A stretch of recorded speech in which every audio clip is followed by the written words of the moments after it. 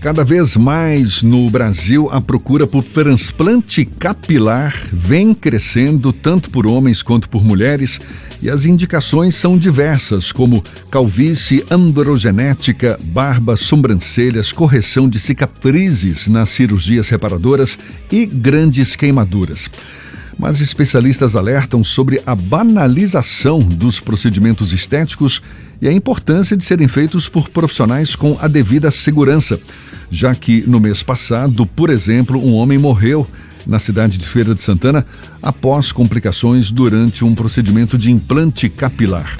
Sobre as indicações, técnicas adequadas, a segurança indicada ao procedimento, a gente conversa agora com o médico cirurgião plástico Ito Meirelles, nosso convidado também no Issa Bahia. Muito obrigado por aceitar nosso convite. Seja bem-vindo. Bom dia, doutor Ito. Bom dia, Jefferson. Você me escuta bem? Sim, tá tudo ótimo. Muito obrigado aí. Ótimo. Bom dia para você, bom dia para Fernando e todos os ouvintes aí da Tarde FM. Obrigado pelo convite, poder esclarecer um pouco aí sobre essa questão de segurança e sobre o implante capilar. A gente já pode afirmar que existe uma banalização de procedimentos estéticos, inclusive para implante capilar? Existem profissionais não capacitados realizando esse procedimento? E quais seriam os cuidados, então, que o paciente deve ter para não se dar mal, doutor Ito? Vamos lá. Agradecer imensamente pela oportunidade de estar falando principalmente em segurança, porque realmente existe uma banalização, né? O profissional, para que está habilitado a realizar um transplante capilar, ele tem que ter a formação de médico, ele tem que ter a especialidade em cirurgia plástica ou dermatologista e fazer parte de uma associação que chama Associação Brasileira de Cirurgia de Restauração Capilar, ABCRC. Então, esse profissional é aquele que vai ter a formação, a regulamentação e o acompanhamento por esses órgãos, né? Então, esse é o primeiro passo, é você consultar se esse profissional está vinculado a essa associação que rege a cirurgia capilar no Brasil. Existem profissionais de todas as áreas, como tudo que envolve a estética, que estão invadindo essa especialidade, né? De forma, digamos, irresponsável, porque essas pessoas não têm a devida formação, e aí a gente vê aí volta e meia, as complicações sérias desses procedimentos feitos por pessoas inabilitadas. Teve esse caso agora em Feira de Santana, em que o paciente morreu durante um procedimento de implante capilar. Parece que não havia desfibrilador na clínica onde ele sofreu uma parada cardiorrespiratória. Quais são os riscos de um procedimento como esse? Sejam riscos naturais ou decorrentes de um profissional não capacitado? Pronto. Geralmente, essas tragédias vêm de uma sequência de erros, né? Uma sequência de acontecimentos indesejados. Primeiro, você procurar um profissional que não está habilitado. Então, pelo que se sabe, é um profissional que não fazia parte da associação. Segundo, você precisa que o paciente esteja saudável. E para você ter a certeza disso, você vai lançar mão de exames e de avaliações, como avaliação cardiológica, raio-x de tórax, os exames todos de sangue, para que você opere um paciente saudável, né, para que diminua uma chance dessas complicações. A terceira etapa é você realizar num local seguro, que tenha todo o equipamento de segurança. Ninguém está livre de infortúnio de um paciente, por exemplo, ter um infarto no meio de uma cirurgia, pode acontecer. Mas o que não pode acontecer é você ter uma complicação dessa e não ter os equipamentos e os profissionais habilitados a dar esse tipo de atendimento de forma imediata. Então, é importante consultar com um profissional que seja da ABCRC. Segundo, fazer os exames pré-operatórios de forma correta. Terceiro, ser operado num ambiente que tenha todos os equipamentos de urgência e emergência para lhe oferecer um suporte caso você venha ter uma complicação.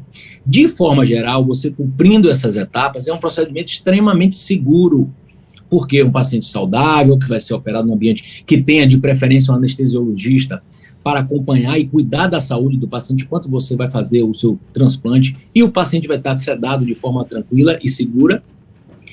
Então, as complicações são mínimas quando você faz esse procedimento com segurança. Que são, na verdade, você não tem tantas complicações, você tem as ocorrências pós-operatórias, a queda do cabelo, um pouco de edema na face, mas são coisas que são transitórias nesse período inicial.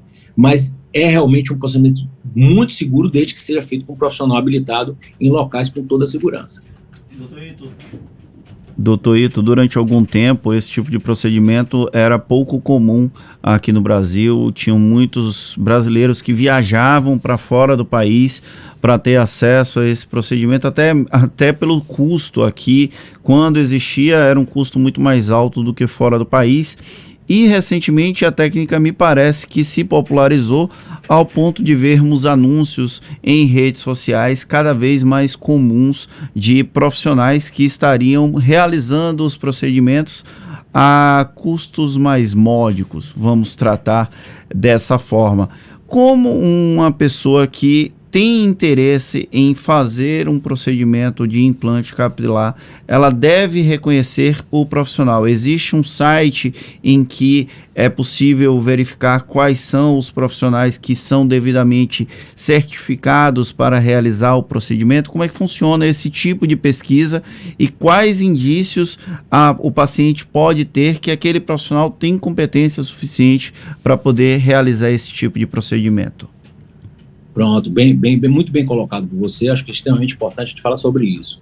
Então, assim, o que nos preocupa muito é justamente a banalização nas redes sociais, né? Que quem coloca imagens na rede social, coloca exatamente o que quer. Escolhe ali as imagens, na maioria das vezes são maquiadas, né? São trabalhadas artificialmente para ter um atrativo para o público. Geralmente, os profissionais que são credenciados, eles não se expõem nem expõem seus pacientes de forma contundente na internet. E isso acabou banalizando muito. Em relação a essa ida no exterior, vale lembrar que quando você sai do Brasil, você sai totalmente das leis que regulamentam a medicina e tantas outras coisas, a parte criminal também.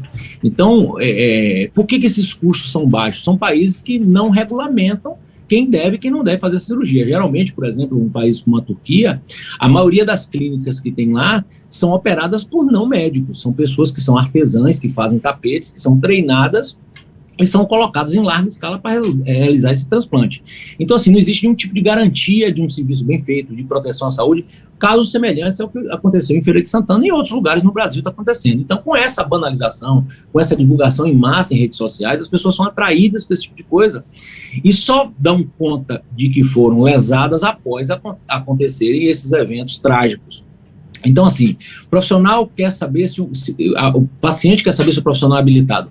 Entra no Google ABCRC, Associação Brasileira de Cirurgia de Restauração Capilar.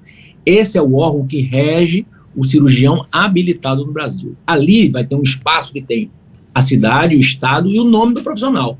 Se você colocar o nome ali e ele estiver ali naquele site, significa que você vai estar trabalhando, vai ser operado por um cirurgião que está habilitado e que está regulamentado, ou seja, aqueles órgãos fiscalizam a gente 24 horas por dia. Você tem apoio, você tem a certeza de um bom atendimento. Então, o importante hoje é você consultar o profissional. Tem que ser cirurgião plástico ou dermatologista habilitado pela ABCRC. Muito cuidado com o Existe mais de um tipo de procedimento para implante capilar? Como é que funciona a questão técnica? A pessoa pode escolher qual é a técnica ou depende do profissional? Cada profissional ele pode desenvolver mais de uma técnica? Como é que funciona isso? Pronto. A cirurgia capilar não é simplesmente uma técnica. O que se prega hoje nas redes sociais, na internet? A técnica FUE. Tá? Então, o cirurgião especialista em... Não existe cirurgião especialista numa técnica, existe especialista em restauração capilar, existe especialista em gente, existe especialista em paciente. Então, quando o paciente vem no nosso consultório, a gente atende ele como um ser humano, um pai, um filho, uma pessoa que vai evoluir junto com ele a sua calvície e junto com ele a necessidade de você manter uma área doadora, por exemplo, que seja duradoura. Então, a gente avalia o paciente como um todo. Para isso, existem várias técnicas. Desde o simples tratamento clínico, o tratamento clínico associado a alguns procedimentos minimamente invasivos e as diversas técnicas cirúrgicas. O que vai determinar isso? Primeiro, as necessidades do paciente. Seja a necessidade de densidade, de quantidade, seja a necessidade social do indivíduo. Às vezes, o indivíduo a gente precisa raspar a cabeça em determinadas técnicas e o indivíduo, por questões sociais, não quer se expor a esse tipo de procedimento, de raspagem da cabeça. Então, existe uma técnica que vai ser selecionada junto com o paciente que não precisa raspar a cabeça. Então, tem vários fatores que determinam isso. Primeiro, a expertise do cirurgião, a indicação e em conformidade com as necessidades e a disponibilidade do paciente. Então, isso geralmente é decidido em conjunto com o paciente. A gente expõe os prós e os contras de cada técnica e, a partir daí, junto com o paciente, a gente decide qual é o procedimento de maior eficiência, com menor possibilidade de problema para o paciente. A gente está conversando aqui com o Dr. Ito Meirelles, que é médico cirurgião plástico, sobre os cuidados, enfim, as questões referentes ao implante capilar. O senhor falava há pouco que, uma vez tendo as condições adequadas, a cirurgia tem tudo para ser uma cirurgia segura. E segura também do ponto de vista de resultado pretendido, ou seja, qualquer pessoa está ao alcance de ter de volta os seus cabelos, uma vez que... E isso não é interesse próprio, tá, doutor Ito? Não, e não é mesmo não, porque eu estou muito feliz com meus cabelos aqui. Mas a pergunta é essa: qualquer pessoa, ela pode estar ao alcance desse desejo de recuperar os cabelos, ou tem casos em que isso não é possível mesmo? Pronto, vamos lá. Então, tem alguns fatores que levam ao sucesso de uma boa cirurgia. Primeiro, você querer, depois você precisar, depois você poder procurar um profissional habilitado e realizar a cirurgia num local seguro. Esses são 5 princípios iniciais. O que limita o transplante capilar? A área doadora, a quantidade de fios de cabelo que o indivíduo tem para doar a serem transferidos para a área de calvície. Por que isso? Porque à medida que você tira o cabelo, você vai fazer uma transferência, um transplante desse fio. Você vai tirar ele daquele local, com a raiz, com o bulbo por completo, e vai fazê-lo nascer em outro local. Aquele espaço que você retirou fica sem cabelo. Aquilo vira uma cicatriz. E para isso a gente tem que ter um limite de extração desses fios, né? Isso é o que dá a diferença de um transplante capilar bem feito para o mal feito, é justamente você tanto favorecer a área que precisa de cabelo, quanto preservar aquela área de doação. Em relação à doação, você pode utilizar várias áreas do corpo para a retirada dos pelos. Então, a preferencial é da cabeça. Quando você tem uma quantidade menor na cabeça para ser doada, você pode passar para a barba do paciente, para a região do tórax, abdômen, dorso e até mesmo das pernas e dos braços, dependendo do caso e a avaliação do seu cirurgião. Então, assim, a gente tem uma fonte bem vasta de cabelos pelo corpo que podem ser doados. Mas nessa sequência sempre, primeiro cabeça, depois barba, depois tórax, abdômen, costas e os outros pelos do corpo podem ser utilizados também. Então, existem casos que o indivíduo não tem pelo nenhum no corpo, então você não tem de onde tirar. Não é possível hoje, com as técnicas tradicionais, com o que a gente tem hoje de aparato da medicina, você fazer transferência de um fio de cabelo para outra pessoa. Você até transfere, mas aquilo não consegue sobreviver, porque tem todo o material genético de uma pessoa e como um órgão que você, por exemplo, você transplanta um rim, o indivíduo fica tomando medicações para inibir o sistema imune a vida inteira. Não justifica um ser humano, por transplante capilar, ter que tomar essas medicações extremamente fortes só para manter os cabelos. Então, assim, o indivíduo tem que ter cabelo no corpo para doar para a área doadora. E aí, qualquer pessoa que esteja saudável pode sim se submeter com um bom resultado. E do ponto de vista do custo, doutor Ito, procedimentos estéticos normalmente não são cobertos por planos de saúde. Acho que o SUS também não oferece esse tipo de serviço.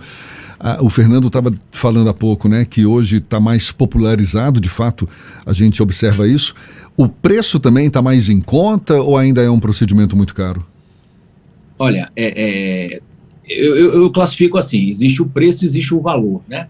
Então, assim, para ficar muito bem claro para a população, a gente tem que avaliar o seguinte: é um procedimento de 8 a 12 horas, portanto, é demorado. Os materiais, quando feitos por um profissional que honre o seu paciente, que tenha ética, são materiais descartáveis, importados, uma grande quantidade de material é gasto. Então, assim, é um procedimento que tem um custo elevado. Então, desconfie de qualquer cirurgia que tenha um custo baixo. Por quê? Porque exige uma equipe, pelo menos a minha equipe tem 10 pessoas. são 10 pessoas trabalhando por 8 horas, gastando oxigênio, quando isso existe em sala o tempo inteiro, energia, todo o material gasto, oxigênio. Então, assim, existe um custo elevado para essa cirurgia. Então, quando você tem um custo muito baixo, desconfie, porque isso vai ter retirado ou do seu conforto ou da sua segurança.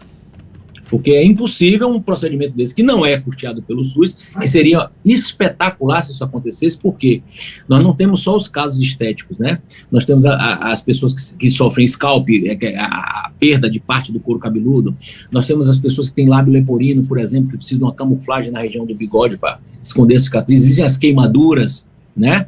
Existe uma série de patologias que podem ser tratadas e isso justificaria uma cobertura do SUS e até mesmo dos planos de saúde, né?